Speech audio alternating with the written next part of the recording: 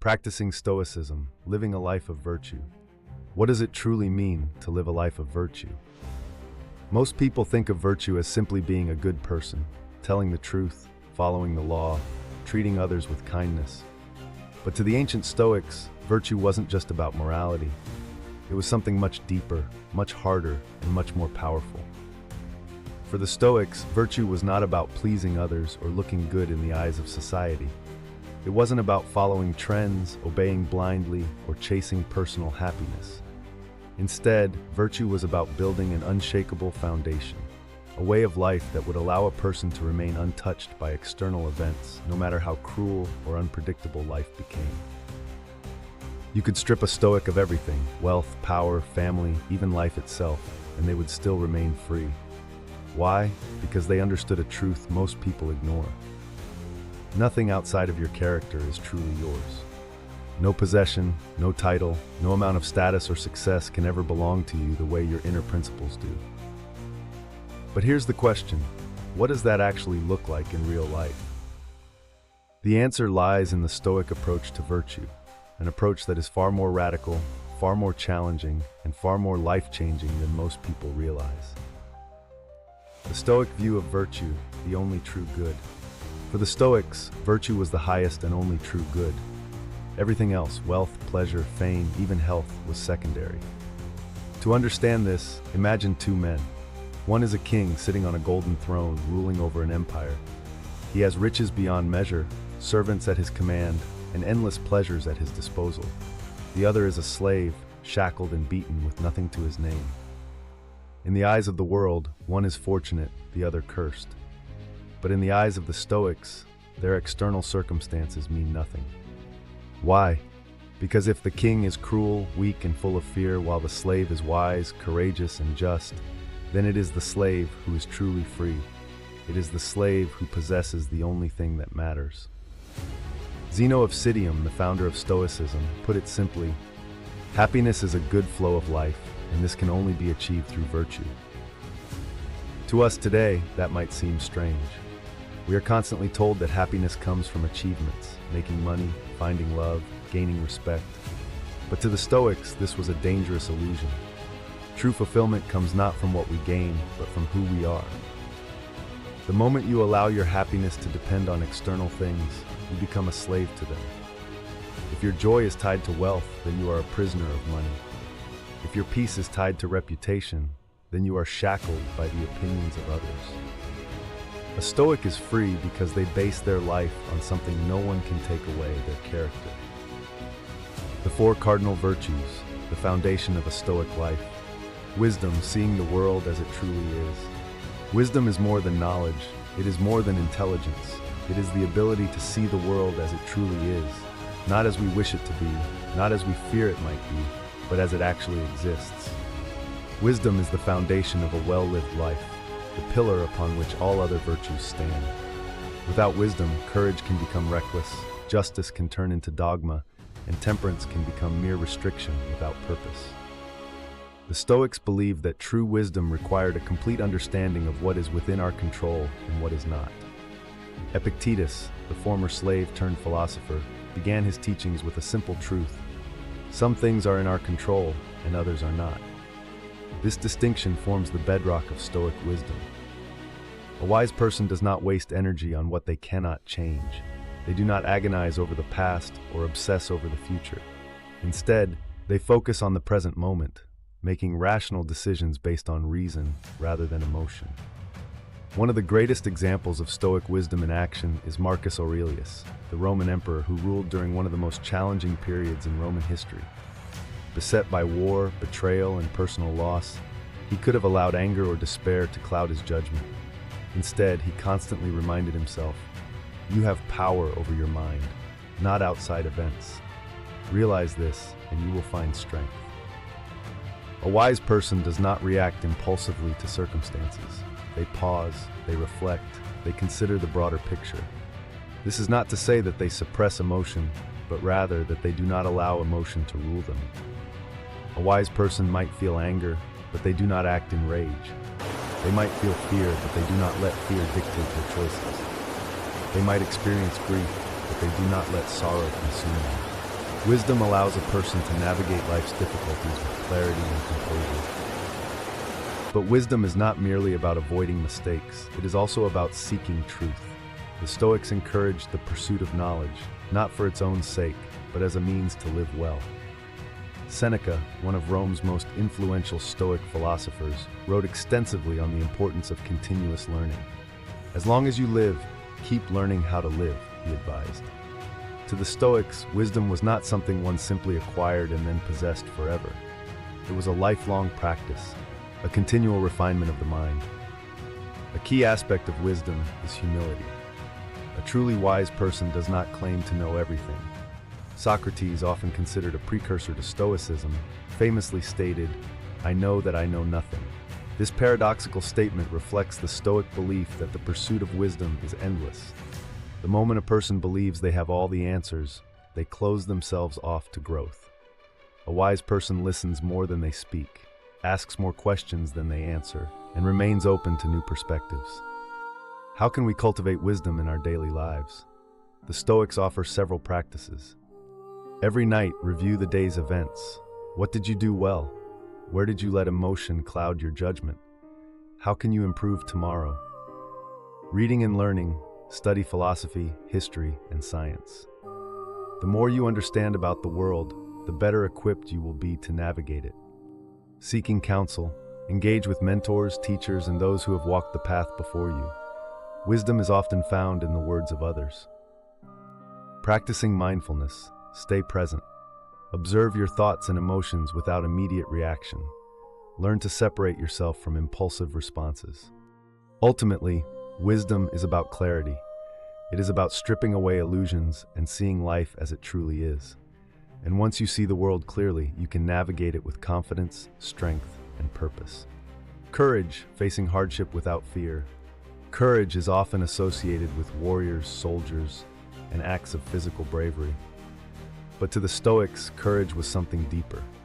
It was not just about battlefield heroics. It was about standing firm in the face of adversity, no matter the form it took. Life is filled with challenges. Pain, loss, failure, these are inevitable. The question is not whether we will face hardship, but how we will respond to it.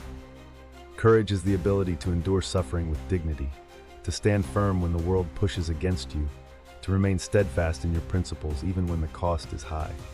One of the most compelling examples of Stoic courage is the story of Epictetus. Born into slavery, Epictetus endured years of cruelty at the hands of his master. His leg was twisted and broken, leaving him permanently crippled. Yet, he refused to see himself as a victim. Instead, he embraced his suffering as a test of his character. "It's not what happens to you, but how you react to it that matters," he taught. Courage is not the absence of fear.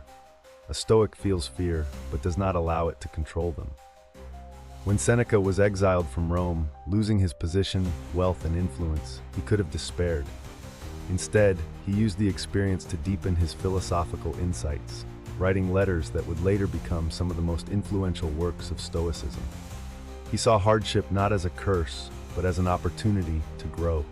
Marcus Aurelius, too, faced immense trials during his reign as emperor. Plague ravaged Rome, war threatened the empire, and political conspiracies surrounded him. Yet he remained composed. His meditations reveal his mindset. The impediment to action advances action. What stands in the way becomes the way. This principle, known as the Stoic obstacle doctrine, teaches that every difficulty contains within it an opportunity. A setback is not a roadblock, it is a lesson. Pain is not something to be avoided, it is something to be endured and learned from. Justice, doing what is right even when it is hard. Justice, in the Stoic sense, is not merely about laws or social fairness. It is about living in accordance with the natural order, treating others with fairness, and ensuring that your actions contribute to the well-being of humanity. To a Stoic, justice is not about external rewards or punishments. It is an internal commitment to doing what is right, regardless of the circumstances. In the world of Stoicism, justice is seen as a universal duty. It is not confined to legal systems or political structures, but extends to every action and interaction we have. Marcus Aurelius wrote in Meditations, "What is not good for the swarm is not good for the bee." This metaphor highlights the Stoic belief that individual well-being is inseparable from the well-being of society. A just person does not act purely for self-interest, but considers the greater good. Justice in everyday life, small acts of integrity. Not all acts of justice require grand sacrifices. The practice of justice is woven into the fabric of daily life, appearing in the decisions we make, the way we treat others, and the integrity we uphold in both public and private matters. A just person is someone who speaks the truth even when lying is easier, treats people fairly regardless of status or power, stands up for those who cannot defend themselves, does not exploit others for personal gain. Seneca, another great Stoic thinker, emphasized that justice begins with self-accountability. He warned against hypocrisy and urged people to first correct their own faults before judging others. "Why do you not rather see your own faults and leave others' mistakes alone?" he wrote. A just person does not merely demand fairness from others, they embody it themselves. The challenge of justice, doing what is right even when it is hard.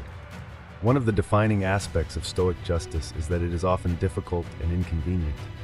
It is easy to act morally when it requires no sacrifice. The true test of justice comes when doing the right thing costs something: a job, a relationship, money, or even personal safety. Consider the dilemma of a whistleblower.